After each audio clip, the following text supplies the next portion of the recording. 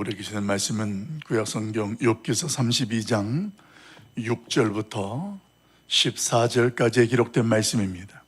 구약성경 792쪽 욥기서 32장 6절부터 14절까지에 기록된 말씀을 우리 같이 한 목소리로 합독하도록 하겠습니다. 6절부터 같이 봅니다.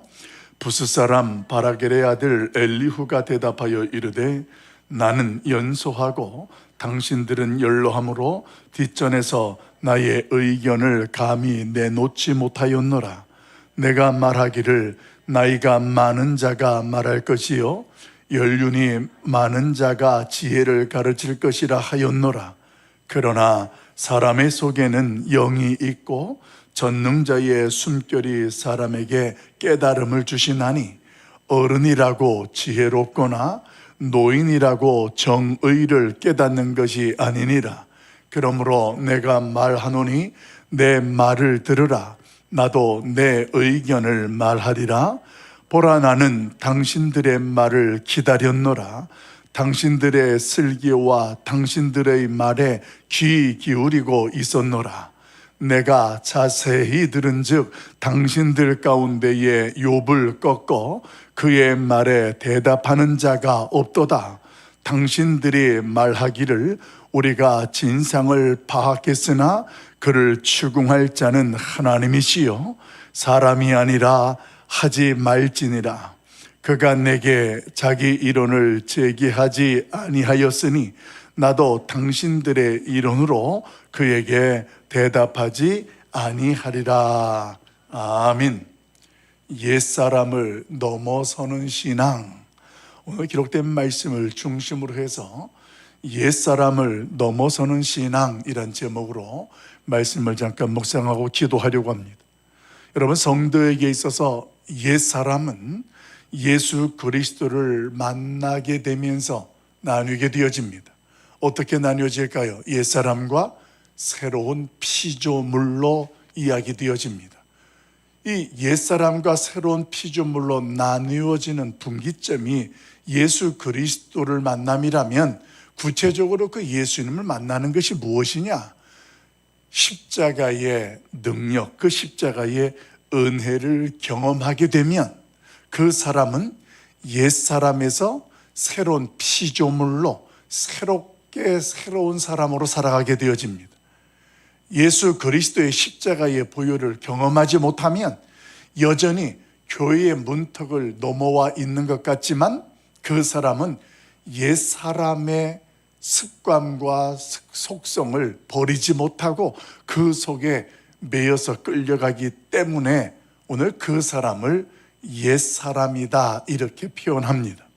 지금까지 욥의 친구들을 이 엘리후라는 사람이 드디어 등장하면서 보게 될 때 그 욥 친구들을 어떻게 이야기하고 있느냐? 그 친구들은 나이도 많고 그리고 알고 있는 지식은 정통신학을 말하는 것처럼 전부 다 옳은 내용이었습니다. 하지만 중요한 것은 지금 고난과 상처를 통하여서 고통 중에 있는 영혼을 살리지 못하는, 마치 무엇과 같았느냐? 죽은 전통과 같은 것이 바로 그 친구들이었다라는 거예요.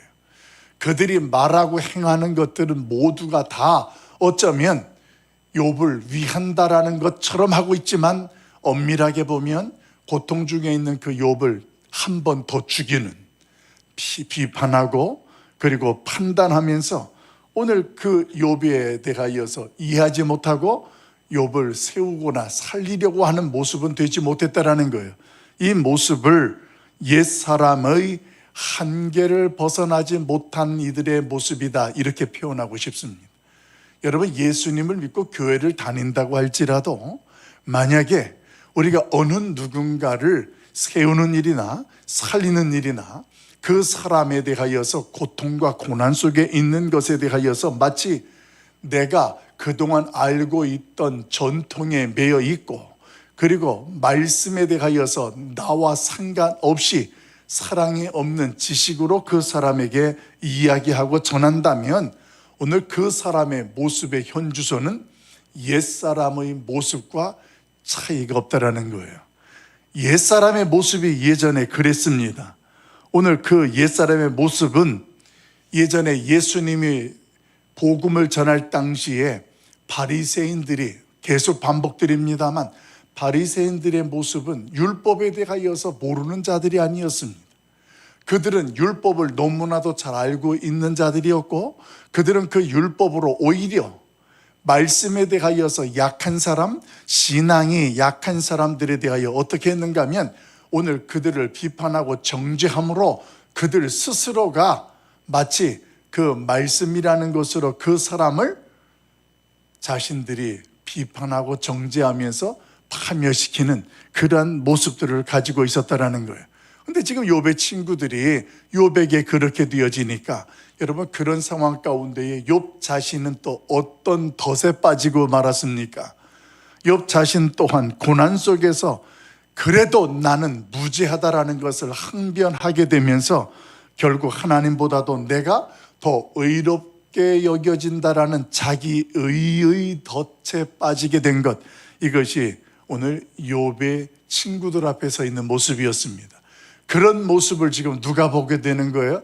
마지막 등장하게 되어지는 친구 엘리후라는 사람이 보게 되는 거예요. 우리 1절부터 3절까지 있는 내용을 같이 한번 읽어봅시다. 1절부터 3절입니다. 같이 봐요. 욥이 자신을 의인으로 여김으로 그 세 사람이 말을 그치니 람족속 부스 사람 브라겔의 아들 엘리후가 화를 내니 그가 욥에게 화를 내면 욥이 하나님보다 자기가 의롭다 함이요, 또 세 친구에게 화를 내면 그들이 능히 대답하지 못하면서도 욥을 정죄함이라. 아멘. 여기까지가 그동안 욥과 그 친구들이 쟁론하고 그 친구들의 모습이었고 욥의 모습이었습니다. 사랑하는 성도 여러분, 오늘 이들의 모습은 오늘날 현대교회가 가장 중요하게 큰 문제로 여기는 도덕주의의 현실을 직면하게 합니다. 하나님의 교회라는 것에 말씀도 있고 은혜도 있고 십자가의 능력이 선포됨에도 불구하고 교회의, 현대교회의 가장 큰 문제는 말씀이 있어도 그 사람들의 현실 속에 우선되는 것이 뭐냐면 오늘날 도덕주의입니다. 왜 제가 이 말씀을 드릴까요? 어떻게 예수 믿는 사람이 저럴 수가 있어? 보통 이렇게 표현할 때가 근거가 뭐냐면 도덕적이고 윤리적인 부분에서 오늘 그렇게 표현한다라는 거예요. 하나님의 말씀도 있고 은혜를 받았다 하면서 사람들 속에 그 삶의 기준과 오늘 그 사람의 중심에는 하나님의 말씀이 아니고 윤리와 도덕주의가 중심이 되어져서 오늘 그들이 신앙생활이라는 것을 하고 있다는 거예요. 여러분, 이렇게 누구나 도덕주의에 빠지게 되어지면 어떤 모습이 나타날까요? 그 신앙 안에 생명력이 없습니다. 이게 굉장히 중요한 거예요. 내가 윤리적이고 도덕적이라는 어떤 틀 안에서 신앙생활을 하게 되어지면 모양은 믿음생활 같고 신앙생활 같은데 거기에 뭐가 없어요? 생명력이 없는 거예요. 여러분, 생명력이 없다는 것이 뭐냐면 나도 살지 못하고 누구도 살지 못하게 된다는 거예요. 하나님의 말씀을 들어도 하나님의 말씀이 어떻게 판단되냐면 나의 논리와 상식과 생각 안에서 그 말씀들이 분해되어져요. 그래서 그 말씀이 나에게 아무런 능력이 되지 못한다는 것입니다. 여러분, 말씀이 도덕적 윤리적 틀에서 벗어나지 못하면 누구나 오늘 그 하나님의 말씀의 능력을 경험할 수가 없다는 것. 오늘 욥의 친구들이 말씀을 몰랐던 게 아니에요. 알았습니다.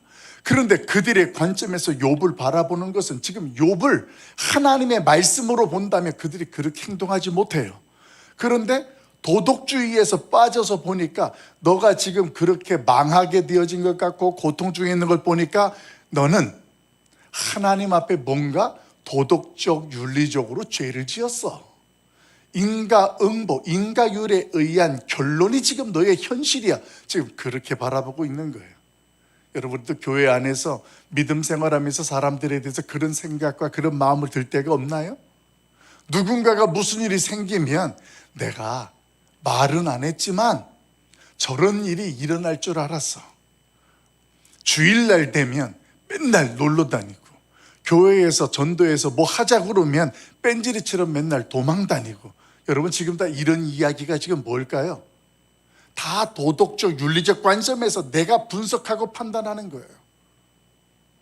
조금 있다가 다루겠습니다만, 나는 하나님 앞에서 의롭다고 생각하는 그 사람이 아버지가 보기에는 영적인 고아였습니다. 조금 이따 그 말씀을 살펴보고요. 아무튼 이 옛사람의 본질은 말씀을 알아도 그 말씀이 그 중심의 능력을 나타내지 못한다라는 것입니다. 말씀을 드렸던 것처럼 바리새인들의 모습이 자신들의 노력으로 하나님의 의를 이룰 수 있다고 판단하는 자기 의에 빠진 자들이었습니다. 그런 종교생활은 생명력이 없는 옛사람의 생활을 할 수밖에 없고 옛사람의 모습을 벗어날 수가 없다라는 것입니다. 그래서 예수님께 결국 그들은 책망을 받았습니다. 에베소서 2장에서는 그런 사람들을 뭐라고 표현하느냐? 죄와 허물로 죽은 자들이다, 이렇게 이야기를 해요. 그러니까 죄와 허물로 죽었다라는 것은 아직 예수님을 모른다는 거예요. 만나지 않았다라는 거예요. 십자가의 은혜를 경험하지 못한 사람을 옛사람이다 이야기하는데, 그 옛사람은 결국은 죽은 사람, 생명력이 없는 사람이라는 거예요. 그 부분을 잘 설명해 주는 게 누가복음 15장에 소개되어져요. 여러분, 누가복음 15장에 탕자의 비유 이야기 하도 말씀을 들어서 많이 아시죠? 그런데 이 탕자의 비유 가운데에 첫째 아들이 바로 대표적인 사람이에요. 그는 생명력이 없는 죽은 자의 모습이에요. 왜 그런가 하면 자신은 아버지의 집에서 지금까지 아버지의 뜻을 거스리거나 그 아버지를 떠난 적이 없다고 판단하는 스스로 의로운 사람이에요. 그 스스로 의롭다 판단하다 보니까 그 첫째 아들이 아버지를 떠나고, 그리고 아버지의 재산을 탕진하였던 동생을 어떻게 합니까? 도덕적, 윤리적으로 무시하는 거예요. 이게 첫째 아들이 가지고 있는 모습이었던 겁니다. 거기에다가 잔치까지 연다고 하니까 여기에서 그 첫째 아들은 도덕적, 윤리적으로 용납할 수가 없는 그 첫째 아들이 둘째 아들을 향하여서 여기서 화를 내게 되는 거예요. 나를 위하여서는 그러지도 않고, 둘째, 저렇게 망나니 짓을 한 둘째에게 저렇게 할 수가 있느냐. 그런데요, 아버지가 보시기에는 둘째는 돌아온 사랑하는 아들이었어요. 아버지의 눈에는 오히려 첫째가 어떤 아들이었느냐? 자기 의에 빠진 영적인 고아였다라는 거예요. 성경은 지금 그걸 보여주는 거예요. 탕자의 비유에서 문제하는 둘째가 아니에요. 둘째는 깨닫고 돌아왔잖아요. 아버지의 집에, 아버지에게 돌아가면 아버지의 집에는 이런 것도 있고 아버지는 이렇다라는 것. 여러분, 성경은 말이에요, 그런 아들을 기다리고 품어주는 아버지, 하나님이 주인공이에요. 그 하나님 앞에서 옛사람을 벗어버리고 새로운 피조물로 등장하는 자가 바로 둘째예요. 그래서 탕자의 비유예요. 만약에 우리 인간의 도덕적, 윤리적인 자기 의를 더 부각시키고 그것을 주제로 하면 첫째 아들이 주인공이 되어야 되는 거예요. 근데 성경은 그렇지 않아요. 돌아온 둘째 아들에게 가락지를 끼우고 새 옷과 신발을 신기고 잔치를 열어요.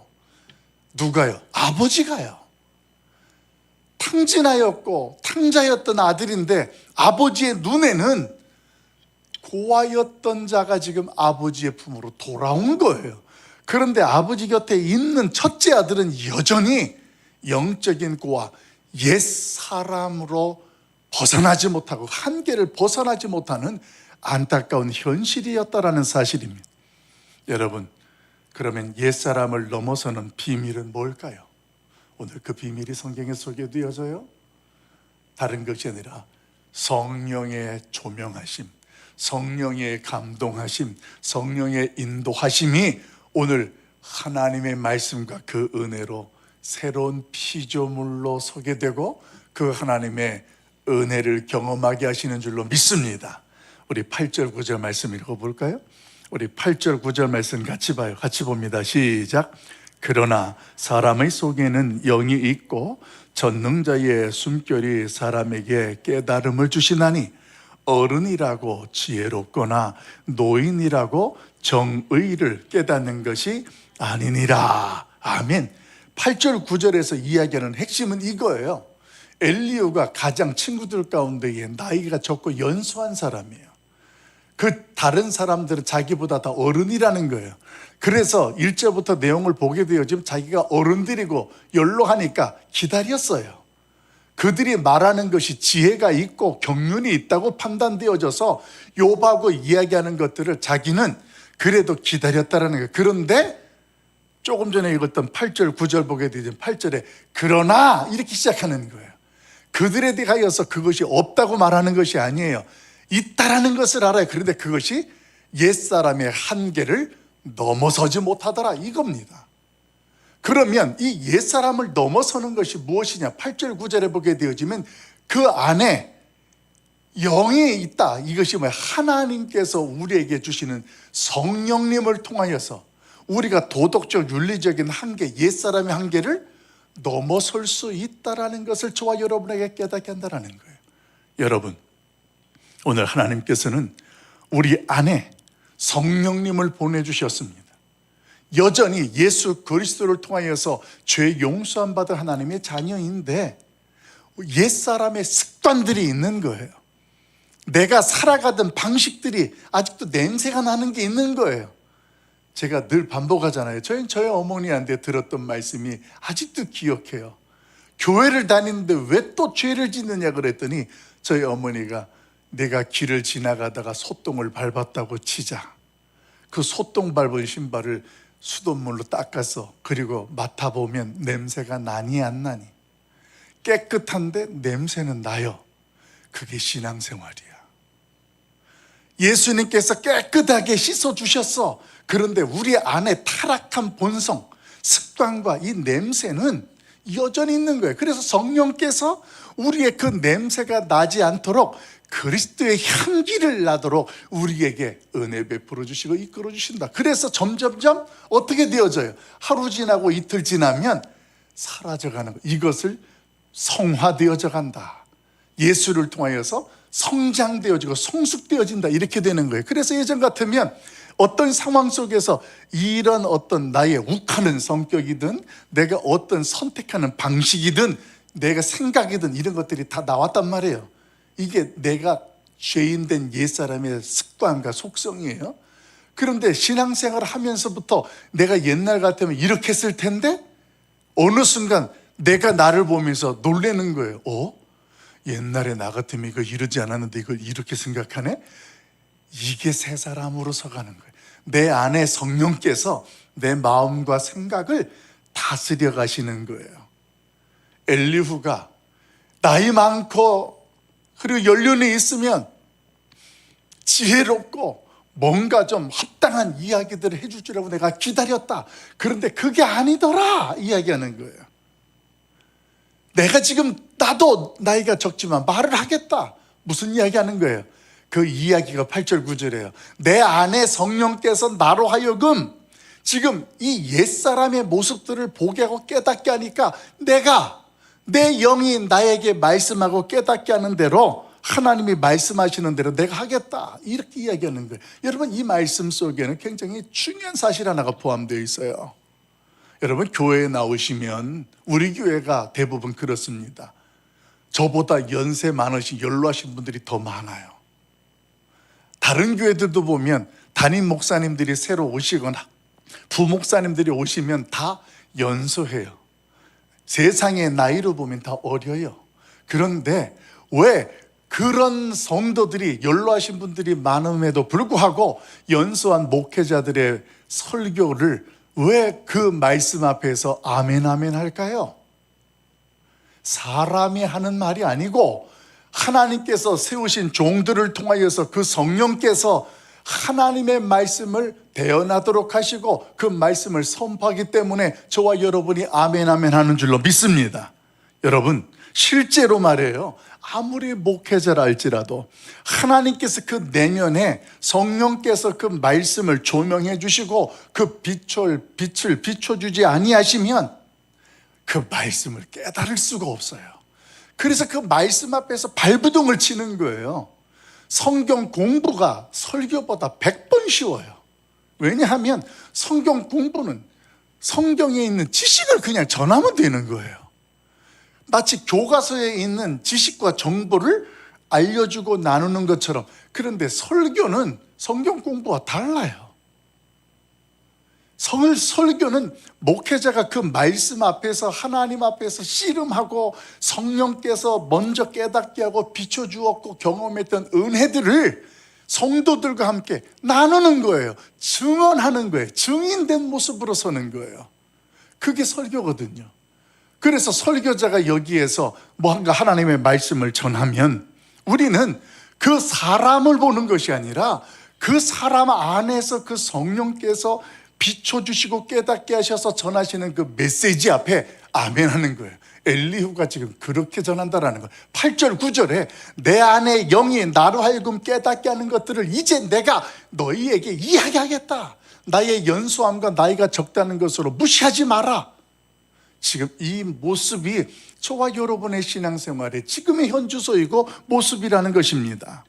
그래서 설교는 말이에요, 성령님께서 함께 동역하시는 사역이에요. 목사 혼자 하는 것도 아니고 목자 혼자 하는 것도 아니에요. 목사나 목자나 하나님 말씀을 나눌 때에는 그 안에 성령께서 역사하신 거예요. 성령께서 깨닫게 하시고 성령께서 생각나게 하시고 성령께서 우리로 하여금 먼저 은혜되게 하신 것을 나누게 하는 거예요. 여러분, 설교자들이 설교를 하다가 갑자기 막 세상 표현으로 모르면 흥분한다고 그러죠. 막 이러면 끝나고 나서 설교자들이 책상에 앉아서 어떻게 생각하는지 아세요? 내가 왜 이렇게 흥분했지? 이게 정상이에요. 내가 흥분한 게 아니라 이 안에 복음이 우리의 열정을 끌어올리게 되는 거예요. 여러분, 강단에서 설교하다가 보면 뭐가 느껴지냐면 하나님의 말씀이 물결처럼 이렇게 퍼지는데 어디에 가면 그 말씀이 튕겨요.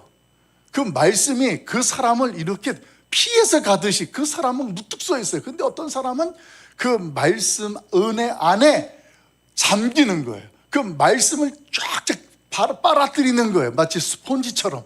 그래서 그렇게 설교하다가 느껴지면 설교자가 어떻게 되냐면 이렇게 설교를 하다가 그 말씀을 빨아들이는 그쪽으로 자꾸만 시선이 가는 거예요. 하나님의 말씀이 계속 그쪽으로 전하게 되는 거예요. 그러면서 설교자도 왜 그러지? 이 속에서 그런 생각들을 하게 될 때가 있습니다. 여러분, 이 부분에 대해서 예수님이 말씀하셨어요. 마태복음 16장에 보면 베드로 잘 알잖아요. 그 베드로가 있고 제자들이 있을 때 예수님께서 묻습니다.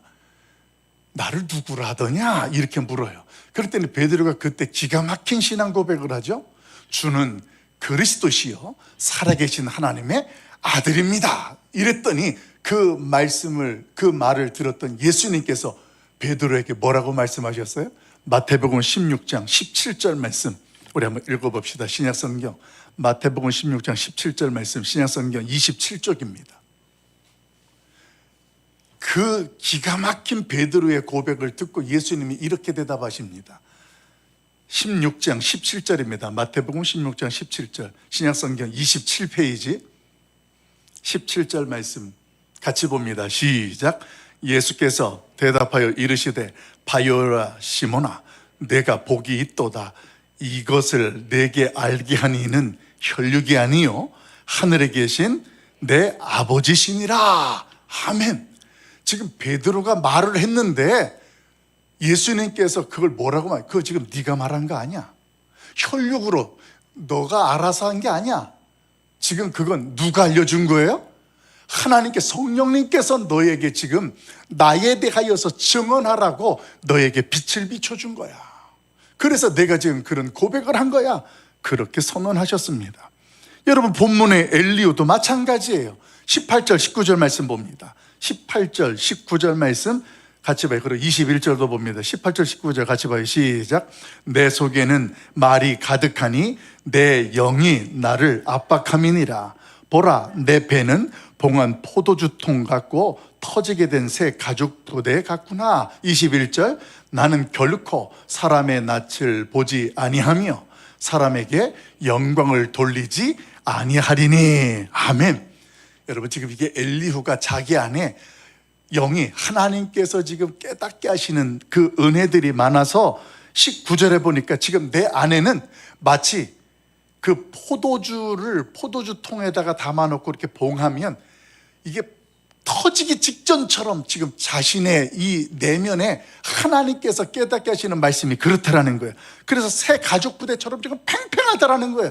그래서 내가 나이가 적고 연소하지만 내가 결코 너희의 눈치를 보지 아니하고 말하겠다라는 거예요. 그게 21절이에요. 나는 결코 사람의 낯을 보지 아니하며 사람의 영광, 내가 다른 사람의 귀를 행복하게 해주거나 즐겁게 하는 말을 하지 아니하겠다. 그리고 이제 하겠다, 이 이야기입니다. 여러분, 하나님의 말씀 앞에서 옛사람의 한계를 벗어난 사람은 어떤 모습이냐? 오늘 잘 보여줘요. 복음의 열정은 이 안에서 그 사람이 똑똑하거나 신앙생활을 오래 했거나 이거 상관이 없어요. 성령님께서 여기에서 깨닫게 하시면 사람 눈치도 안 봐요. 내가 다른 사람들이 나를 어떻게 판단할까 계산도 안 해요. 오직 하나님의 이 여 안에서 역사하시는 것을 전하기 위해서, 깨닫게 하도록 하기 위해서 오늘 그는 입술을 열게 되어지는 것. 이게 옛사람에서 벗어난 새로운 피조물의 모습이에요. 그래서 그 새로운 피조물로 은혜를 경험하면 이 십자가의 복음이 입을 열 때마다 튀어나오는 거예요. 예수 믿어야 돼요. 기도해야 돼요. 하나님의 말씀을 붙잡아야 돼요. 다 원론적인 이야기들이잖아요. 맞는 이야기잖아요. 그러면 여기서 귀뚱을 치고 다 지나가요. 그런데 어떤 사람은 그 말을 들으면서 아멘 그래요.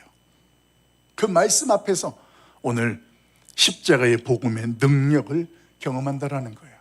근데 옛사람은 율법도 사람도 눈치만 봐요. 내가 그 말씀 앞에 자신이 없으니까 그 말씀을 알면서도 누군가에게 그 말씀을 꺼내지를 못해요. 이게 눈치 보는 거예요. 옛사람을 넘어선 사람, 오늘 이 새벽에 하나님께서 우리를 부르셨고 오늘 그 말씀을 알게 하셨으니 오늘도 복된 날 한 주간도 열심히 살아오셨습니다. 오늘도 살아내고 거룩한 성일을 맞이하면서 오늘 내가 있는 그곳에서 우리의 가정이든 일터든 누군가를 세우고 살리는 십자가의 은혜를 경험한 새로운 피조물들로 하나님의 영광을 드러낼 수 있기를 예수님의 이름으로 간절히 축원합니다. 기도하겠습니다. 사랑 많으신 아버지 하나님, 예수를 믿고 교회를 다닌다고 하지만 옛사람에 빠져서 아직도 그 한계를 벗어나지 못한다면 오늘 그 옛사람을 넘어서는 신앙인으로 우리를 세워 주시옵소서. 엘리후가 속이 터지고 가슴이 답답하여 오늘 그가 그 친구들을 향하여서 어리지만 내가 하나님이 내 안에서 깨닫게 하시는 것을 더 이상 참지 못하고 전하겠노라. 나는 너희를 길을 행복하고 기쁘게 해주는 것도 아니고 너희의 눈치를 보지 아니하고 오늘 성령님이 말씀하시는 것을 나는 전하겠다라고 하는 그의 고백처럼 오늘도 우리의 인생 속에, 우리의 신앙 속에 옛사람을 벗어나는 성령님의 조명하심과 인도하심이 있어서 내가 있는 그곳에서 누구든지 세우고 살리는 하나님의 사람으로 그 하나님의 영광을 드러낼 수 있도록 우리 하나님 역사하여 주시옵소서. 오늘도 함께 하신 그 하나님을 찬양하옵고 예수님의 이름으로 간절히 기도하옵나이다. 아멘. 하늘에 계신 우리 아버지여, 이름이 거룩히 여김을 받으시오며 나라가 임하옵시며 뜻이 하늘에서 이루어진 것 같이 땅에서도 이루어지이다. 오늘날 우리에게 일용할 양식을 주옵시고 우리가 우리에게 죄 지은 자를 사하여 준 것 같이 우리 죄를 사하여 주옵시고 우리를 시험에 들게 하지 마옵시고 다만 악에서 구하옵소서. 나라와 권세와 영광이 아버지께 영원히 있사옵나이다. 아멘.